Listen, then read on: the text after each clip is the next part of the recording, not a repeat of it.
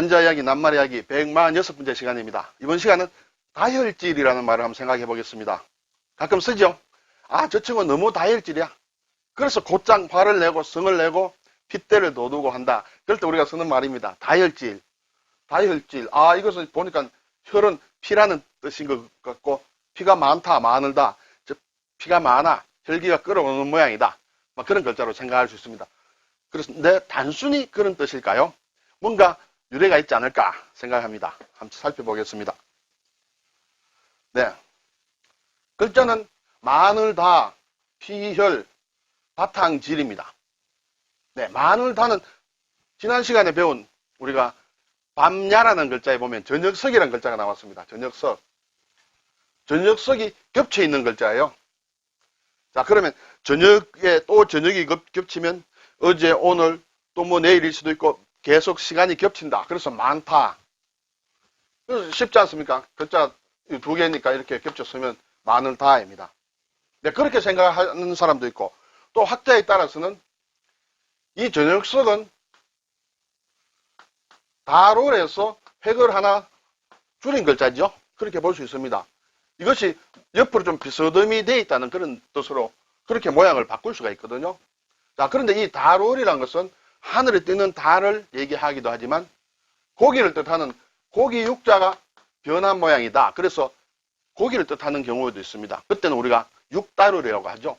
자, 이것이 만약에 육다롤이라면 하늘에 뜨는 달에서도 점이 하나 줄었다. 그러면 고기에서도 점이 하나 줄었다면 이것도 고기를 뜻할 수 있는 것이죠.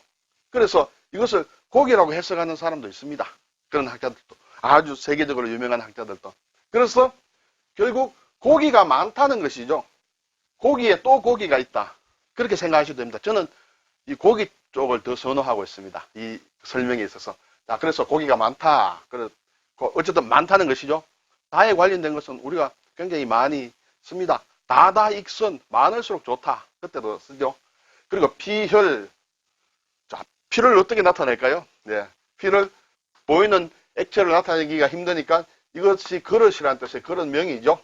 어떤 큰 소반이라 할까요? 어쨌든 그릇입니다. 좀 넓적한. 그릇에 피를 넣었다. 핏방울을 떨어뜨렸다. 왜 넣느냐? 뭐 여러 가지 사연이 있겠죠.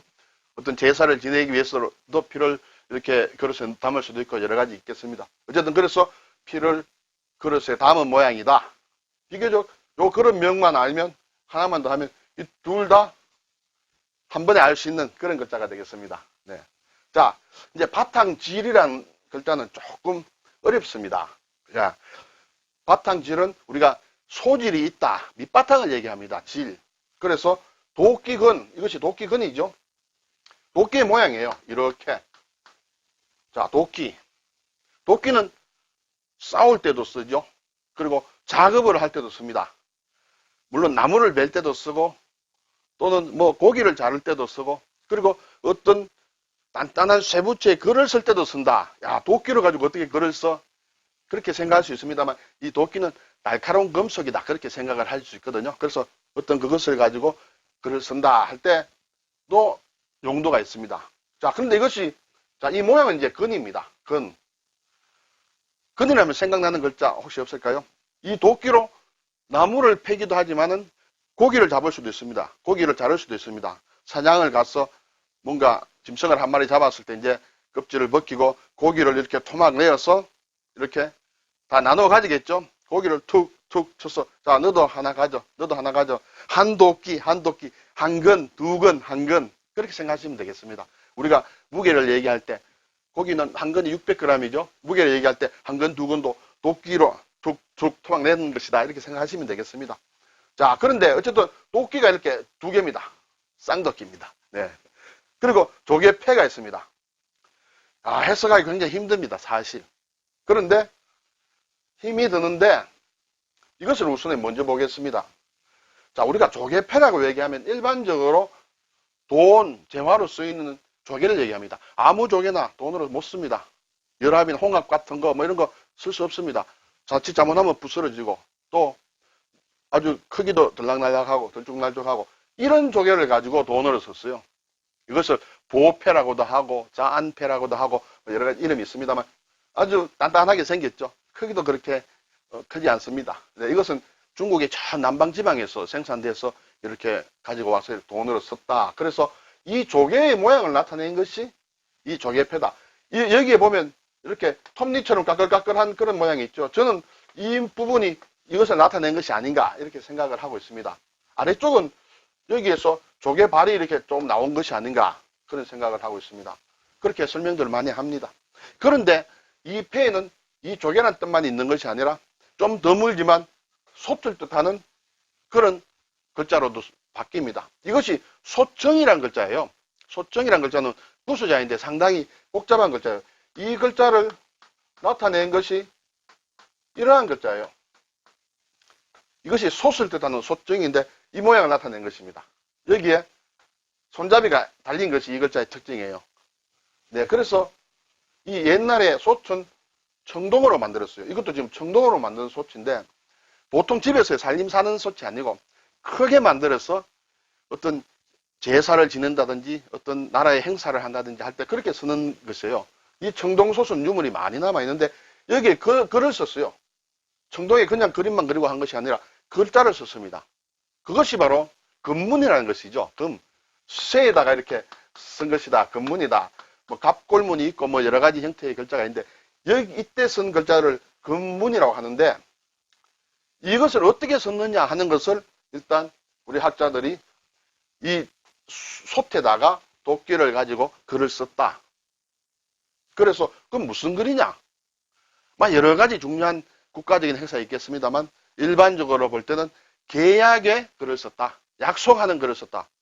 약속하는 것은 중요한 약속은 변하면 안 되고 글자가 변하면 안 되므로 이렇게 변하지 않는 청동솥에 글자를 쓴 것이다. 그것이 기본되는 바탕이라는 것이에요. 그리고 이것은 사실 또 뜻이 좀 여러 가지가 있습니다. 우리가 질권이라든지 뭐 건저당과 비슷한 그런 것인데 질권이라든지 할 때서는 이것은 약속에서 계약에서 하는 그런 것을 얘기합니다. 이것이 뭐 어떤 사람의 밑바탕이라든지 여러 가지 뜻으로 변해서 쓰인다는 것을 아시고요.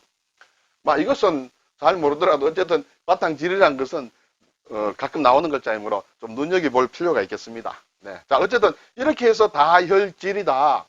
피가 많은 어떤 체질이다. 이렇게 보셔야 되겠습니다. 우리가 체질이라고 하죠. 몸의 질, 몸의 바탕. 그래서 그때도 이 질자를 쓰고 있습니다. 자, 사진 한번 보겠습니다. 사진을 보면 우선 다혈부터 보겠습니다. 쉽죠? 피가 많다는 뜻이에요. 보통 사람보다 몸에 피가 많다. 이것을 다혈이라고 합니다.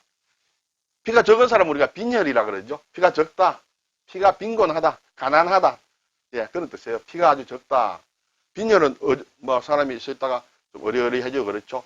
빈혈과 반대가 다혈이다. 이것이 어떻게 사람들이 피가 많으면 성깔이 난다고 할까요? 쉽게 감정에 치우치거나 쉽게 감격한다. 혈기가 많다. 이것을 우리가 다혈이란 낱말로 볼 수 있어요. 자, 여기 이제 다혈질이란 그런 체질이라는 것이에요.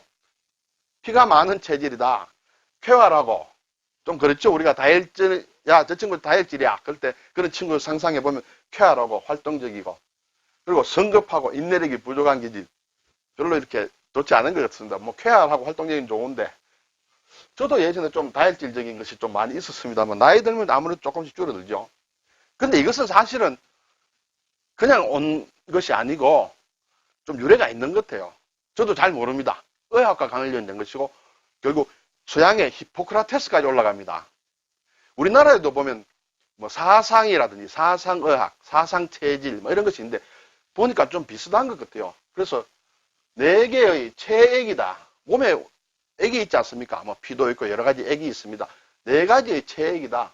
그리고 4가지의 원소라고도 할 수 있고 또 이것이 비유해서 4가지 계절로도 연결이 되는데 동양권의 오행이라든지 사상이라든지 조금 관련이 되는 것입니다. 제가 이걸 설명드리려는 건 아니에요. 혹시 궁금하시면 좀 이런 거 한번 찾아보시라고 제가 이 표를 제가 일부러 이렇게 만들었습니다. 네.